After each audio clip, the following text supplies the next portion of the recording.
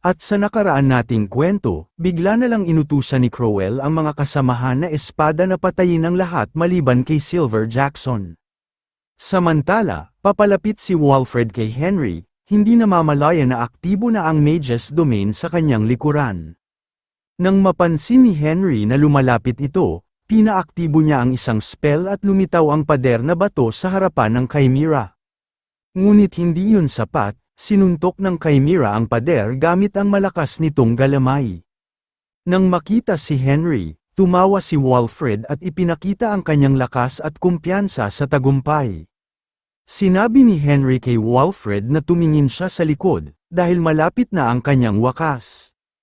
Paglingon ni Walfred, napansin niya ang napakalalaking magic circle sa kalangitan ang nakapalibot sa kanya. Nang makita ito, nagsimula siyang maglabas ng tunog na tila sinasabing hindi magiging madali ang laban. Nang mawala ang kumpiyansa ni Walfred, ngumiti si Henry at sinabi, "Subukan mong tiisin ang bagsik nito." Wala nang ibang magagawa si Walfred kundi tanggapin ang pinsalang dulot ng Magus Domain. Lumukab ang hindi mabilang na maraming agos ng kuryente sa buong katawan ng Chimera, pati na rin kay Walfred. Sa sobrang lakas ng pressure at walang tigil na pag-atake, hindi na kinaya pa ng Chimera, sumabog ito at nag-iwan ng malaking butas sa lupa. Nang matapos, patuloy pa ring kumikislap sa kidlat ang bangkay ng Chimera ni Walfred. Gayunpaman, sa kabila ng pag-ataking yun, nangingisay pa ang mga galamay ng Chimera, tanda na hindi pa ito natatapos. Nang mapansin ito ni Henry, sinabi niya na medyo matatag si Walfred at hindi pa ito sumusuko, at kailangan ng Chimera na makuha ang nararapat dito. Napagpasyahan ni Henry na patayin ang mahika, kaya pinalakpak niya ito para maglaho. Nang makalapit, napabulala si Henry na para siyang ipis, kailangang durugin ng ilang beses pa. Kaya't nag-summon siya ng mahiwagang espada na Cold Sword para tuluyan na itong mapatay. Sa isang malakas na hampas, pinugutan ni Henry ng ulo si Walfred. Nang mapatay, nakahinga ng maluwag si Henry, napagtanto niya na para tuluyang mapatay ang isang Chimera, kailangang alisin ang ulo nito.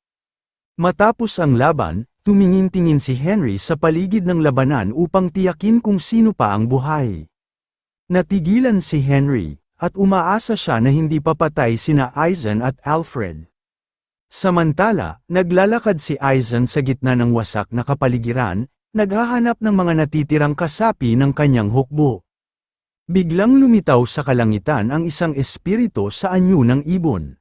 Lumapit ito kay Eisen at nagsimulang tukay ng kanyang ulo, pilit na iniwasan ni Eisen ang mga tuka nito.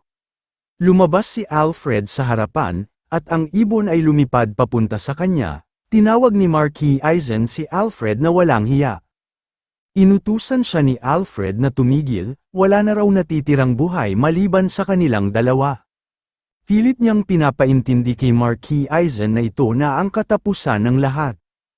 Humigpit ang hawak ni Eisen sa kanyang espada at dahan-daang tumayo. Tinitigan niya ang kalaban, ang pinakakinamumuhiang kaaway, at sinigurado niyang tama ang sinabi nito.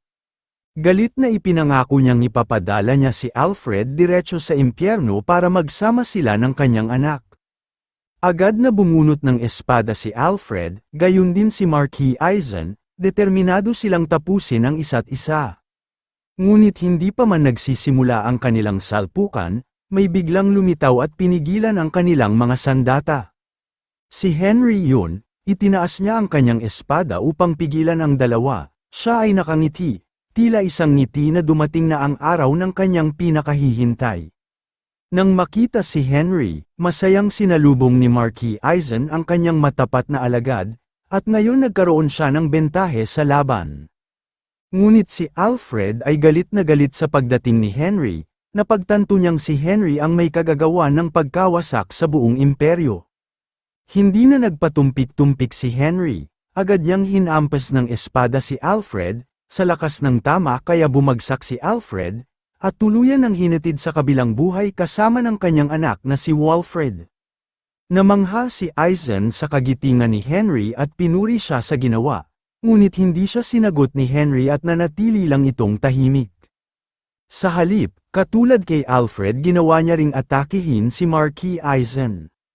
Duguan, hinawakan ni Eisen si Henry sa mukha at sinubukang magsalita. Hindi siya makapaniwala sa ganitong pagtataksil ng isang taong pinapahalagahan niya ng husto. Ngunit nagpatuloy si Henry, isang huling pag-atake, at bumagsak ang katawan ni Eisen ng patalikod. Tiningnan ni Henry ang katawan nito at nagpasalamat para sa pagtulong sa kanya sa lahat ng oras. Aniya, ang pagbibigay kay Eisen ng mapayapang kamatayan ay tanda ng kanyang kapatawaran. Sa kabilang banda, sa mga sandaling iyon, wala nang natitirang buhay sa Palasyong Imperial, patay na ang mga lingkod maliban kay Silver Jackson. Nasa gitna siya ng matinding pagkalulong at humihingi pa ng mas maraming insenso. Lumapit si Crowell at sinabihang tumigil na si Silver Jackson, at inutusan niyang manahimik ito. Nagulat si Silver Jackson sa tapang ni Crowell at galit na tinanong kung paano siya naglakas loob. Ngunit hindi niya inaasahan ang suntok na dumapo sa kanyang mukha, bumagsak ang buong katawan ni Silver Jackson sa gilid ng trono. Kumapit siya sa nasabing trono, litong-lito sa mga nangyayari, dahil doon nawalan na ng bisa ang insenso, kaya muling bumalik sa katinoan ang emperador habang hawak ang masakit nitong pisngi. Sinabi ni Crowell na lahat ng nasa palasyo ay naipadala na sa kabilang buhay, maliban kay Silver Jackson. Sumingit si Lupin Sheriff, at paalalang iniutos sa kanila ni Duke Arthur na huwag patayin si Silver Jackson dahil para sa isang mahalagang bagay. Pagkatapos, agad niyang inutusan ang mga sundalo na dalhin ang emperador ng buhay, tinanggap ng 2 sundalo ang utos at sinimulang itayo si Silver Jackson, inakbayan siya upang buhatin. Ngunit sa sandaling iyon, may mga tunog na narinig sa labas ng silid, dahil dito na alerto silang lahat. Lumingon si Lupin at nakita ang mga di inaasahang bisita, tensyonadong niyang tinanong kung sino sila, habang humihiwalay ang alabok na ulap, nakita ang mukha ni Ban at ng 2 pang dakilang mandirigma. Tinanong naman ni Ban kung sila ba ang mga bagong ika-10 espada ng imperyo, pagkatapos galit na isinigaw ni Ban na sila ay mga impostor, at dinala niya ang orihinal na mga espada ng imperyo.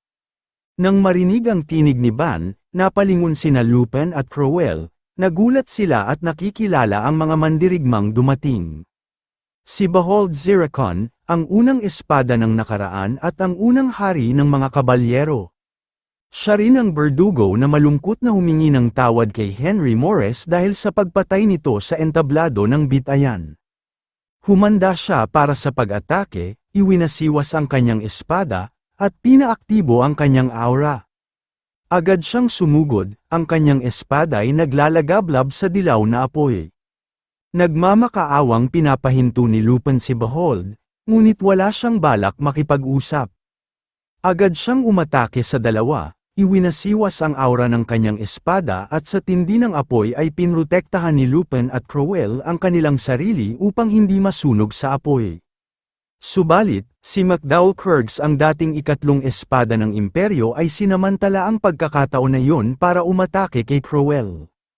Tinusok niya ito sa tiyan habang sinasabi, kung gano'n na ba katagal nang nakalimutan na siya ni Crowell. Lumapit siya at bumulong, na ang lakas ng loob niya na makipagsagupaan ng espada sa kanya.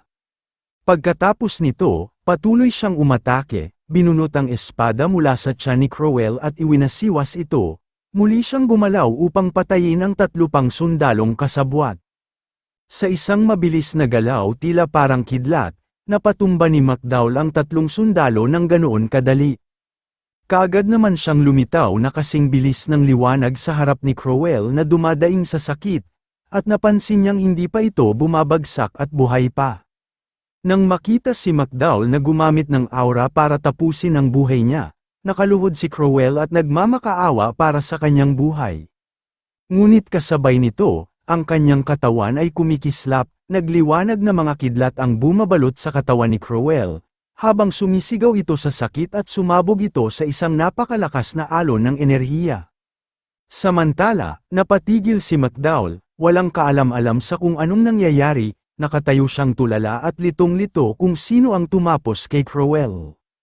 Sa huli, ang tanging natira na lang sa katawan ni Crowell ay alikabok, at isang mahiwagang portal ang unti-unting bumubukas sa harapan ni McDowell. Napansin ni Behold, Zirkin at Ban ang pagbubukas ng portal, napakunot noo si Behold at nagtanong kung ano yun. Sa mismong sandaling yun, mula sa liwanag ng portal ay lumabas si Henry Morris, at sinabi na sakto lang ang oras ng dating niya. Masiglang sinalubong siya ni Ban, hindi inakalang darating siya mismo rito sa imperyo galing sa digmaan. Narinig ni McDowell ang tungkol kay Henry mula kay Ban noon, ngunit hindi niya naisip na ganun kabata ang tanyag na salamangkero. Nang makita ni Henry sina McDowell at Behold, nagpasalamat siya sa mga mandirigma ng mga espadang nakaraan, sa pagtugon sa kanyang paanyaya. Lumingon siya kay Ban at taos-pusong nagpasalamat sa pagdala sa kanila. Ngunit aniya ni Henry, tapusin na muna nila ang sinimulang layunin, at ipagpapatuloy na lang ang usapan mamaya. Sa mga oras na yon, si Silver Jackson, ngayon ay nasa ilalim ng isang masamang salamangka, ay gumagapang sa sahig, pilit inaalam ang pinanggagalingan ng matapang na amoy ng insenso. Lumitaw si Henry sa kanyang harapan, lumingon si Jackson, hindi pa rin ganap na mulat sa realidad. Lumuhad si Henry at hinawakan ang kamay nito, napatigil naman si Silver Jackson at pinagmasdan ang mukha ni Henry nang may pagtataka. Malungkot na sambit ni Henry, napakatalino niya noon bilang isang bata. Sa loob ng kanyang isipan, batid ni Henry na siya rin ay bahagyang may kasalanan sa hindi pagtulong sa anak ng kanyang matalik na kaibigan, at nabigo siyang gabayan nito, at ang pagkukulang na iyon ang nagtulak kay Silver Jackson sa kasamaan. May bigat sa kanyang dibdib, ngunit itinatago niya ang awa, tama lang na tapusin na niya ito at nagdesisyong ito na ang kanyang pagbabayad sa pagkukulang. Tumayo si Henry, at tinawag ang kanyang makapangyarihang espada, para tapusin ang paghihiganting na simulan. Nang makita ang espada, nanginginig si Jackson at hinawakan ang damit ni Henry, pagsusumamong pinatigil si Henry at nagmamakaawa para sa kanyang buhay. Ngunit wala nang espasyong makinig si Henry, isang mabilis at tiyak na atake, at sa isang iglap, tumigil ang paghinga ni Silver Jackson at hinatid niya din ito sa kabilang buhay kung saan siya nararapat. Tinikom ni Henry ang kanyang mga labi, pinigilan ang damdamin, at pabulong na humingi ng tawad sa katawan ng kanyang yumaong matalik na kaibigan, si Golden Edward Jackson. Sa parehong oras, dumating si Lord Jillian sa silid, ang kasalukuyang pinuno ng Imperial Mage Tower. Tinawag niya si Behold at McDowell, at di inakalang nandirito sila ngayon sa Imperial. Subalit, gulat na gulat si Lord Jillian nang makita ang kahindik-hindik na pangyayari sa loob ng silid, hindi siya makapaniwalang patay na ang Emperador Silver Jackson.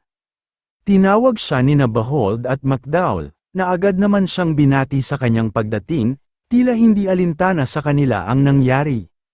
Lumapit siya sa kanila, at nanginginig na tinig na tinanong kung ano talaga ang eksaktong nangyari dito. Lumipat ang eksena, at naglakad silang lahat patungong Imperial Magic Tower upang talakayin ang naganap. Galit na tinanong ni McDowell sa mga matataas na salamangkero kung ano bang ginagawa ng tore ng mga salamangkero habang sinasalakay ang palasyo. Lumingon palayo si McDowell at mabigat na huminga, ayaw nang palalimin ang usapan tungkol dun. Nagsalita naman si Henry at sigurado siyang may mga dahilan sila kung bakit hindi sila umaksyon sa mga pagsalakay. Bigla na lang lumamig ang aura niya at malisyosong ngumiti sa mga salamangkero, tiyak ang hinala niya na baka nagmungkahi sa kanila si Arthur ng deklarasyon ng neutralidad, na dapat putulin ang suporta ng Magic Tower sa alinmang panig ng digmaan. Nang marinig ito, gulat na gulat si Lord Jillian, hindi siya makapaniwalang malalaman ito ni Henry. Malamig ang tingin sa kanya ng mga espada ng imperyo, ngunit walang gustong magpaliwanag pa. Sa halip, lumapit si Henry sa pinuno ng mga salamangkero, at inilantad ang sarili bilang nag-iisang disipulo ng yumaong dakilang salamangkero na nasa antas ng ikawalong bilog, si Henry Morris. Kumunat ang noo ni Jillian, hindi niya kailanman narinig na may disipulo si Archmage Henry Morris, at tinanong niya kung paano niya pagkakatiwalaan ang mga sinabi ni Henry at kung paano niya patutunayan ito. Gayunpaman, kumpiyansang sumagot si Henry, na may paraan siya para patunayan ito sa lahat. Samantala, napatingin naman sina Behold at McDowell, naging interesado sila at gusto rin kumpirmahin kung totoo nga bang disipulo siya ng yumaong dakilang salamangkero. Hinawakan ni Henry ang dibdib, ayon sa kanyang kaalaman, ang lahat ng matatandang salamangkero at maging ang pinuno ng tore na si Lord Gillian ay hanggang sa antas na ika-6 na bilog lamang ng kapangyarihan ang nakamit. Idinagdag pa niya na wala pang sinuman sa kanila ang matagumpay na maabot ang ika-7 bilog ng kapangyarihan o antas bilang isang archmage, at tinanong niya ang pinuno kung tama ba siya. Kinumpirma naman ito ni Lord Gillian na tama ang sinabi niya, at tinanong ang tungkol doon. Masayang nagpatuloy si Henry, at pinahayag na gagamitin niya ngayon ang kapangyarihan na iniwan sa kanya ng guro na si dakilang Henry Morris upang makamit ang ika-7 bilog ng kapangyarihan. Ngunit ang kanyang pahayag ay tinawanan ng karamihan, patuloy lang sa paghalakhak sa kadahilan ng bata pa si Henry. Tumigil na sa pagtawa si Lord Gillian, pilit tinatago ang kanyang pagkabahala, alam niyang bata pa si Henry, at sobra ang biro niya para dun. Ngunit hindi yun biro para kay Henry, lumapit siya kay Lord Gillian na bigla nitong ikinagulat. Iniangat ng pinuno ang kanyang kamay para ipagtanggol ang sarili, inakalang may gagawin itong masama sa kanya. Subalit, ngumiti si Henry at inutusan siyang kung maaaring tumabi muna ito. Hindi pa rin maintindihan ng pinuno kung ano ang balak gawin ni Henry, dahil dito nilapit niya ang mukha sa pinuno at matalim na tinitigan ito. Inulit niyang sinabi na tumabi kahit isang hakbang. Napilitan si Lord Gillian na umurong, kunyaring uubos sa kanyang kamao dahil sa takot na naramdaman. Umusag ang lahat sa gilid, at si Henry ay humakbang patungo sa gitna ng bulwagan ng tore ng mga salamangkero kung saan may nakaukit na bilog sa sahig. Lahat ng 7 ulo na salamangkero ng Magic Tower ay nakatingin. Hindi naniniwala sa kanyang kakayahan na maabot ang antas ng Archmage. Isang malakas na hakbang ang ginawa ni Henry, at ang sahig ay nagliwanag sa mga ukit na mahiwagang bilog. Mula sa gitna, lumitaw ang isang baston na may batong diamanteng nagliliwanag ang nakakabit sa dulo nito. Nang kanilang masaksihan, napanganga ang lahat pati na si Lord Gillian. Hindi sila makapaniwala na ang baston na iyon ang pamana ng kanilang dating pinuno na si Henry Morris, ngunit hindi nila ito mahanap. Nang makita ni Henry ang kanilang pagkagulat, ngumisi siya sa kumpiyansa at sinabi, panoorin nila ito ng maigi.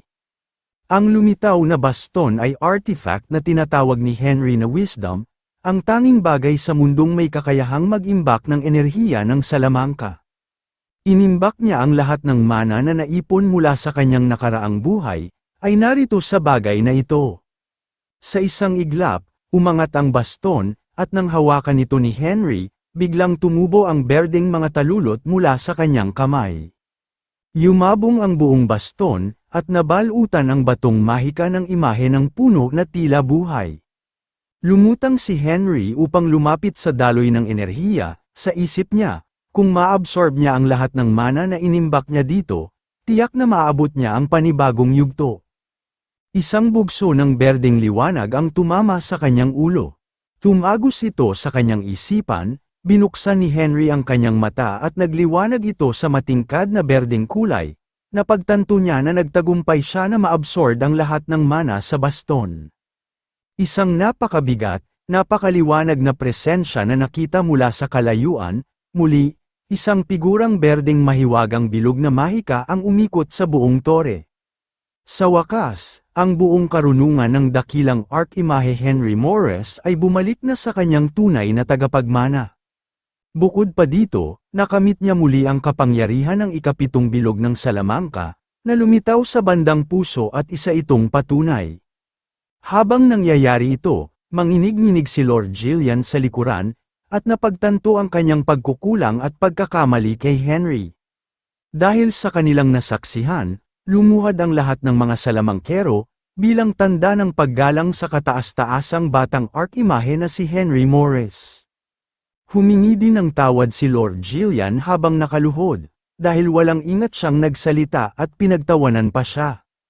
Tumayo si Henry ng buong dangal habang hawak ang Staff of Wisdom, at sinabing simula ngayon susundin nila ang kagustuhan ng kanilang yumaong guro na si Henry Morris, at siya na ngayon ang magiging bagong pinuno ng tore ng mga salamangkero. Habang nakaluhod, hindi nag-atubiling tumango si Lord Gillian bilang pagsang-ayon. Sa harap ng lahat, hinarap niya ang madla, at pinahayag na makinig sa kanyang unang utos bilang bagong pinuno. Ang Imperial Mage Tower ay isasarado na simula ngayon, at ililipat niya silang lahat sa bagong Magic Tower. Hindi inaasahan ang pahayag na ito, itinaas nila ang kanilang mga ulo, nagtataka at nalilito, at humingi ng paliwanag upang malinawan sila tungkol doon. Ngunit mariing sinabi ni Henry, na wala na silang sapat na oras, at minsan lang niya ito ipapaliwanag, at sa kanyang huling pahayag, ibinunyag niya ang kanyang layunin, lilipulin niya ang lahat ng labi ng imperyo, at sa loob lamang ng 2 oras, bobombahin niya ang imperial na palasyo. Nang marinig ito, si Lord Gillian ay tumingin sa kataas-taasang salamangkero Henry na may pagkamangha at takot sa kanyang layunin. Sa seryosong tinig, inutusan niya ang lahat ng salamangkero na gawin ang lahat ng kinakailangang paghahanda, at mula ngayon ang lahat ng natitira rito ay magiging abo, kasama ng palasyo ng imperyo. Samantala, sa mansyon ni Duke Arthur, nagtipon ang mga kasabwat na aristokratang pumanig kay Arthur, at sa layunin nitong rebelyon sa imperyo. Matapos ang mahabang katahimikan, nagsalita si Duke Arthur kay Kington Forum, ang kasalukuyang hari ng mga kabalyero. Tinanong ni Arthur kung bakit wala pa rin silang balita mula sa mga 10 espadang mandirigma na inutusang sumalakay sa palasyo. Pero sinabi ni Kington na nagpadala na siya ng tao at malalaman na rin nila ang sitwasyon. Sa parehong sandali, dumating si Baron sa silid ng bulwagan, at siya ang pinadala para imbestigahan ang nangyari sa palasyo. Agad siyang tinanong ni Kington tungkol sa kalagayan ng palasyo, yumuko ang ulo ni Baron bilang paggalang habang inuulat niyang ang palasyo ng imperyo ay nawala na. Nang marinig ito ni Arthur, napatingin siya kay Baron na nakakunot ang noo sa galit at hindi inaasahang pangyayari. Ramdam ang tensyon, pati si Kington ay nagtaka kung ano ang pinagsasabi ni Baron, dahil imposibleng mawala lang ng basta-basta ng ganon ang palasyo. Pero tinaas ni Arthur ang kanyang palad para patahimikin si Kington.